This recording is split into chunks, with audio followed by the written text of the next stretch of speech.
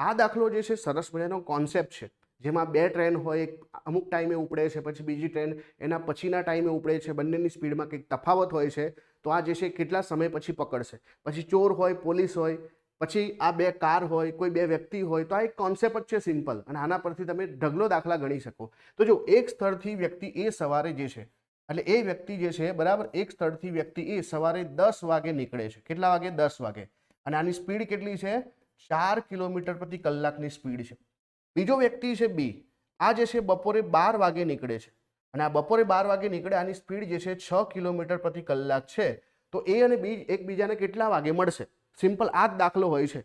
હવે અહીંયા એનો મતલબ શું થાય કે એ વ્યક્તિ જે છે 2 કલાક આગળ નીકળે છે, અને 2 કલાક પછી, કેમ કે 10 થી 12 એટલે 2 કલાક પછી જે છે બી વ્યક્તિ નીકળે છે. એનો મતલબ કે એ વ્યક્તિએ 2 કલાકમાં અમુક અંતર કાપ્યું હશે. કેટલું અંતર? 1 કલાકમાં 4 કિલોમીટર, તો 2 કલાકમાં 8 કિલોમીટર અંતર કાપ્યું હશે. હવે ધ્યાનથી કે આણે કેટલું અંતર કાપ્યું છે? 8 કિલોમીટરનું અંતર કાપ્યું છે. આ બી વ્યક્તિ આને પકડવો હોય તો 8 કિલોમીટરનું અંતર જે છે એને શું કરવું પડે? કાપવું પડે. પણ આ પણ ગતિમાં છે, આ પણ ગતિમાં છે. તેનો મતલબ કે બંને જે છે એક જ દિશામાં જઈ રહ્યા છે. તો આપણે જાણીએ છીએ કે speed is equal to distance upon ટાઈમમાં આપણે શું શોધવાનું છે? ટાઈમ.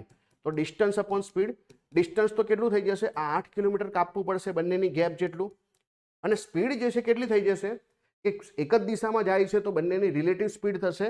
એટલે કે અહીંયા આ 4 છે, અહીંયા 6, તો 6 માંથી 4 એટલે કે સ્પીડ જે છે 2 થઈ જશે. આનો મતલબ કે અહીંયા જે છે આપણને 4 કલાકનો ટાઈમ લાગશે. તો જો વ્યક્તિ 12 વાગે ઉપડે છે, એ 4 કલાકમાં એ વ્યક્તિને પકડે તો કેટલા વાગે પકડે? 4 વાગે પકડે. તો આપણો જવાબ કેટલો આવી જશે? 4 વાગે. આ ટ્રેનમાં પણ કામ આવશે, બધી જગ્યાએ કામ આવશે.